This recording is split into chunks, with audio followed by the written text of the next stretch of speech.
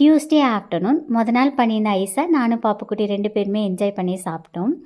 பாப்புக்குட்டி ice cream கேட்குறாங்கன்னு சொன்னதையுமே ஒரு sister கேட்டிருந்தாங்க, இந்த ஏஜில் ஐஸ்லாம் கொடுக்கலாமான்னு சொல்லிட்டு. ஆக்சுவலாக கொடுக்கக்கூடாதாங்க. பட் அவங்க இப்போன்னு இல்லை, ஒரு 8 மந்த்ஸ்லேருந்தே நான் என்ன சாப்பிட்டாலும் சரி அதை கேட்டு அதை வாங்கி சாப்பிட்ற பழக்கம் அவங்களுக்கு நிறையவே இருக்குது. அது எவ்வளோ காரமாக இருந்தாலும் சரி, புளிப்பாக இருந்தாலும் சரி. லாஸ்ட் டைம் நான் மேகி சாப்பிட்டு இருந்த போதும் என் தட்டிலேருந்து எடுத்து ரொம்ப பெரிய சாப்பிட்டாங்க. அதை நான் அப்போவே உங்ககிட்ட ஷேர் பண்ணியிருந்தேன். அன்றைக்கி மேகி சாப்பிட்றதுக்கு விட்டது தான், இன்னுமே வந்துட்டு சாப்பிடல.